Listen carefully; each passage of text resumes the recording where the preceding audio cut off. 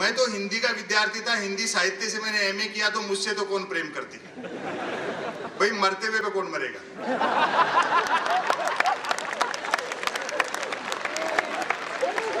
मेरी पीड़ा समझो आप। लेकिन मेरे साथ दो चीजें ठीक थी, एक तो मैं साहित्य का विद्यार्थी था तो भाषा अच्छी थी, दूसरा मैंने ट्रकों से शेरो शायरी उतार रखी थी। तो प्रेम करने वाले मुझसे प्रेम पत्र लिखवाते थे, और साहब मैं जिसके प्रेम पत्र लिख देता था उसके दो नतीजे जरूर निकलते थे, या तो उसकी शादी हो जाती थी या फिर वो पिटता था। हालांकि बात एक ही है।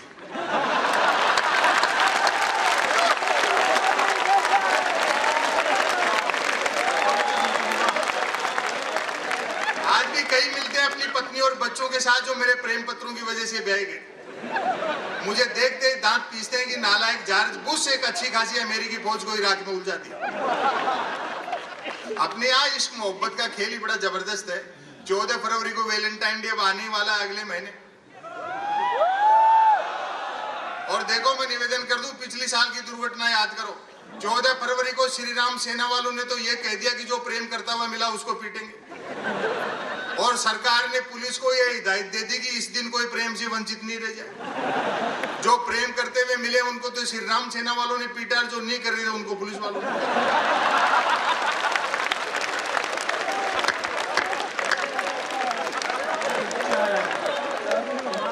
ये वैलेंटाइन डे वगैरह है क्या? मेरे ख्याल से वैलेंटाइन डे एक सोने का हिरण है जिसे बाजार के जंगल में उन कंपनियों ने छोड़ रखा है जो धनुष बाण का बिजनेस करती है।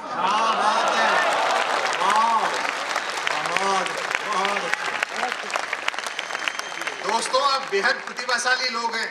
सूर को पढ़ो, तुलसी को पढ़ो, कबीर को पढ़ो, मीरा को पढ़ो, टैगोर को पढ़ो, काजी नजरुल इस्लाम को पढ़ो, तो पता लगे प्रेम दर्शन का विषय, प्रदर्शन का विषय नहीं।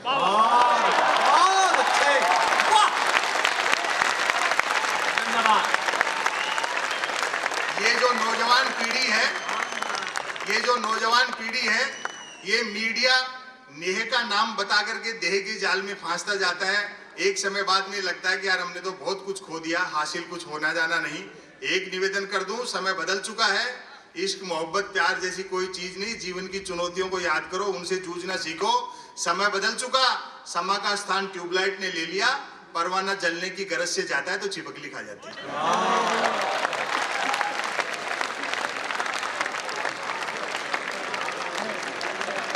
कहते हैं कि साहब देश ने बड़ी तरक्की की, हम भी मानते हैं देश ने बड़ी तरक्की की, लेकिन 64 साल में जितना खोया उतना नहीं पाया।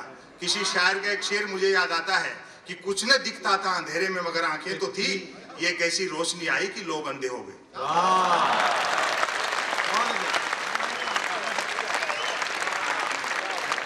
एक्सप्रेस हाईवे से 10 किलोमीटर नीचे उतरो, हिंदुस्तान आज भी वही है।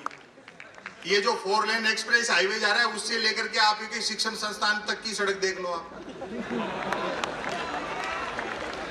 10 रुपए में पानी की बोतल मिलती है तो तरक्की नहीं है। प्रजातंत्र के गाल पर तमाचा है कि सरकार 64 साल में देश की जनता को शुद्ध पानी नहीं पिला पाई।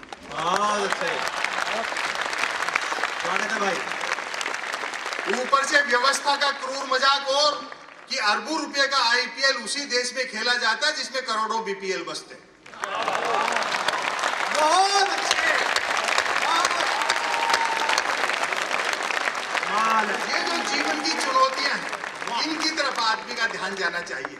बाकी तो ये भ्रष्टाचार ये चीजें, ये तो कोई देश में मुद्दे ही नहीं रहे। अब इसका तो जिक्र ही क्या करें। ये तो मीडिया वाले जब तक उठाते रहते हैं इस तरह के मसले। अब वो कॉमनवेल्थ गेम हुए अपने यहाँ, तो वो बोले साहब एक खेल गांव में सांप निकले हैं। अब ये भी कोई मुद्दे इस तरह के मीडिया वाले फैलाते रहते। यार जब सारी धरती शेष नाग पे टिकी हुई ऐसी में 2-4 ऊपर आ गए तो कौन सी आप बता।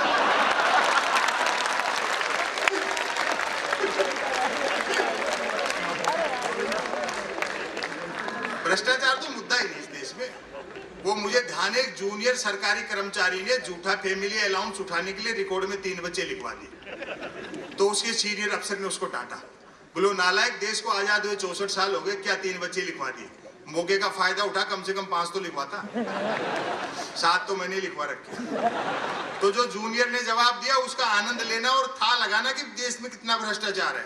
बोले क्या 3 बच्चे लिखवा दे, 5 तो लिखवा था, 7 तो मैंने लिखवा रखे हैं। तो जूनियर बोला अपने सीनियर से, साहब आपका क्या मुकाबला करेंगे, आप शादीशुदा भी तो हो।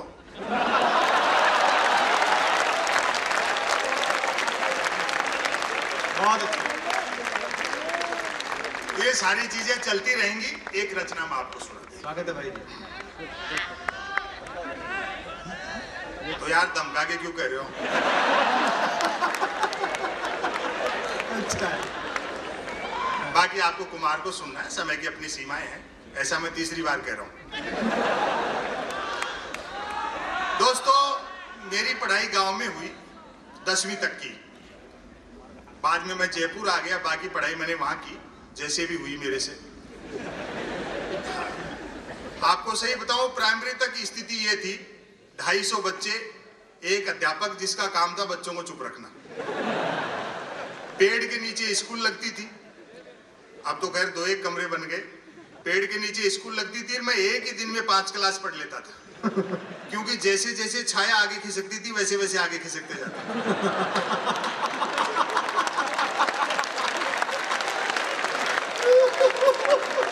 ऑब्जर्वेशन, वाह, बहुत ही बढ़िया। तो मैं आपको मेरा जो जीवन दर्शन है और गांव का जो पिछड़ापन है, जो स्थितियां हैं, उन्हीं से संबंधित मैं गद्य पढ़ता हूं। और अकेला आदमी हूं देश में जो गद्य पढ़ता हूं। कविताएं तो सब लोग पढ़ते हैं, बाकी राजनीति अपना काम अपने हिसाब से कर रही है, वो रचना आप लोग सुन रहे हो। स्वागत है भाई जी। क्योंकि इन नेता अफसरों का हिसाब तो समय लेगा, और समय किस तरह से हिसाब लेता है, समर्थन करना बात अच्छी लगे। जिन अंग्रेजों का सूरज नहीं डूबता था, उनके वायसराय और राजाओं की यूनिफॉर्म बैंड बाजे वाले पहनते हैं।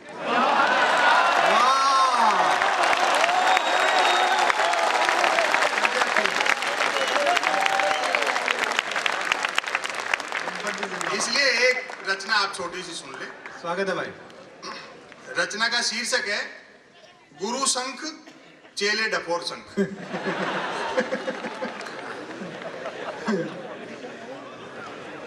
मैं ऐसे ऐसे मास्टरों से पढ़ा हूं, मैं ऐसे ऐसे मास्टरों से पढ़ा हूं कि बाई दी वे पास हो जाता तो घर वाले खुशी के बजाय आश्चर्य से मिठाई बांटते थे। मुझे अच्छी तरह याद है, मेरे बड़े भाई साहब मेरा एडमिशन कराने स्कूल गए थे। उस घटना के याद आने पर मेरे बड़े भाई साहब आज भी भावुक को उठते हैं, क्योंकि वह भी सिर्फ उसी बहाने स्कूल गए थे।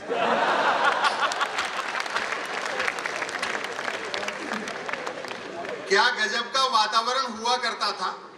हमारा स्कूल गांव की धर्मशाला में चलता था, और मजे की बात है कि धर्मशाला ही की तरह चलता था। और अब आपकी तालियां चाहेंगी, गुरु मोमबत्ती की तरह जलते थे और शिष्य अगरबत्ती की तरह।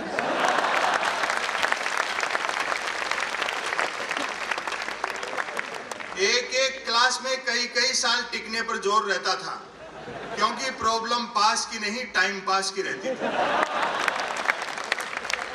और दोस्तों देश भर के कोने कोने से आप लोग यहाँ एक निवेदन कर दूं, हमने हमारे बच्चों का जो बचपना छीनकर उन पर जो नकली जीवन थोपा है, उस पर एक पंक्ति का व्यंग आप संभाल लेंगे, मुझे अच्छा लगेगा। आज जैसा तनाव नहीं था हमारे समय में, आज जैसा तनाव नहीं था कि बच्चा अकेला दौड़ रहा है तो भी माँ बाप को टेंशन खाए रहती है कि कहीं सेकंड नहीं आ जाए।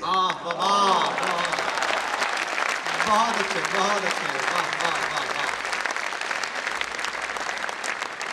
हमारी स्मरण शक्ति बड़ी तीव्र हुआ करती थी, यादाश्त। मशीन का सबसे बड़ा आक्रमण आदमी की कल्पना शक्ति और उसकी यादाश्त पर होता है। पहले कितने लोगों के फोन नंबर याद रहते थे, मोबाइल आ गया तो घर के भी याद नहीं रहते। ये जो नुकसान है, अब देखें आप, हमारी स्मरण शक्ति बड़ी तीव्र हुआ करती थी। हर बच्चे को 7-7 पीढ़ियां याद रहती थी, अपनी भी और गाली गलौच होने पर दूसरों की भी।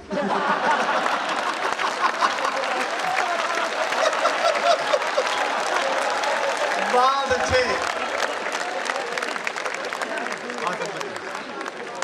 और एक पंक्ति में फिर टेक्नोलॉजी को आईना दिखा रहा हूं, मैं आपके विरोध में नहीं हूं, लेकिन जो मर्म है उसको आप समझे, बात अच्छी लगे तो भरपूर समर्थन करना। ये प्राण पंक्ति है इस लेख की, अपनी भी और गाली गलौच होने पर दूसरों की भी। तब के बच्चे हमारे समय के, तब के बच्चे आज वालों की तरह कंप्यूटरी नहीं होते थे कि बाप का नाम भी पूछ लो तो गूगल पर सर्च करने लगते।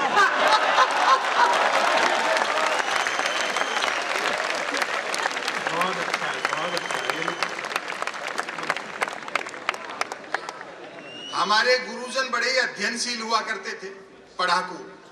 उनका दृढ़ मत होता था कि अध्यापक को स्वयं पढ़े बिना हरगिज विद्यार्थियों को नहीं पढ़ाना चाहिए।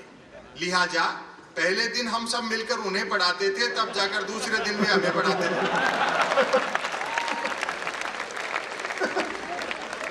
सादगी इस कदर रहती थी कि शिक्षक पढ़े लिखे तो होते थे पर लगते नहीं थे। अब जिन गुरुजनों से मैं पढ़ा हूं, सच्ची घटना, कोई कल्पना नहीं, व्यंग देखें। एक मास्टर जी नित्य नियम से लेट आते थे तथा आते ही लेट आने वाले बच्चों को पीट पाट कर लेट जाते थे।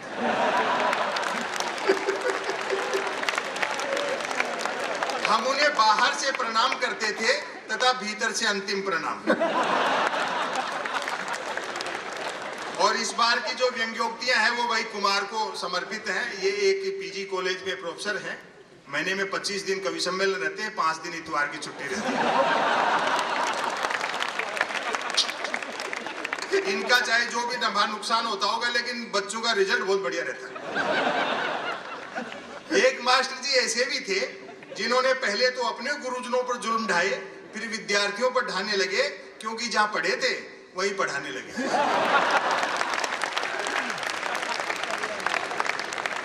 इस बार अपना बचपन याद करेंगे। जो बुजुर्ग अध्यापक यहाँ बैठे हैं या बड़े लड़के जो गांव से पढ़कर आए हैं, व्यंग देखें, आनंद लें। एक मास्टर जी सरेआम बीड़ी पीते थे। एक मास्टर जी सरेआम बीड़ी पीते थे, किंतु उन बच्चों को कभी बीड़ी लाने नहीं भेजते थे जो कि खुद बीड़ी पीते थे।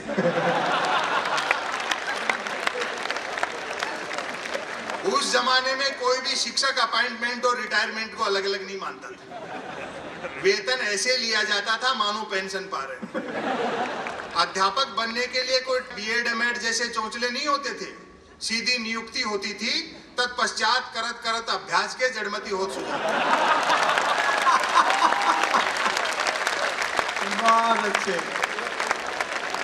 तमाम अध्यापकों का कहना था कि नौकरी सरकारी हो तो व्यक्ति को शेर की तरह जीना चाहिए। शेर से उनका तात्पर्य अकबर इलाहाबादी के शेर से होता था। हम क्या कहें अहबाब क्या कार्य नुमाया कर गए, ए दोस्त क्या बताएं कितने बड़े काम कर गए। हम क्या कहें अहबाब क्या कार्य नुमाया कर गए, बीए किया, नौकर हुए, पेंशन मिली, फिर मर गए। पिछले दिन एक पुराने गुरुजी टकरा गए। सेवा निवृत्त हो चुके थे, निवृत्त होना शेष था।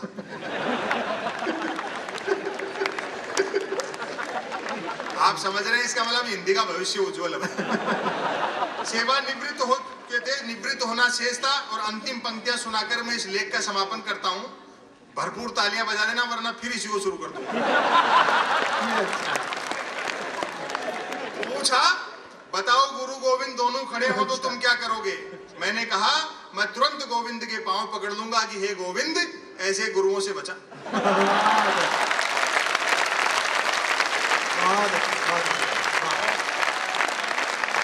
दोस्तों, आपने बहुत मन से सुना। मैं उस व्यक्तित्व का आमंत्रित करना चाहता हूं। 3-4 साल पहले हम दोनों ने एक हल्की सी प्लानिंग की थी कि यार ये नए जो बच्चे हैं इन सब में भी कविता और ये शब्द यहाँ तक पहुंचने चाहिए। कोशिश की डॉक्टर कुमार विश्वास ने और बहुत बढ़िया ढंग से कोशिश की।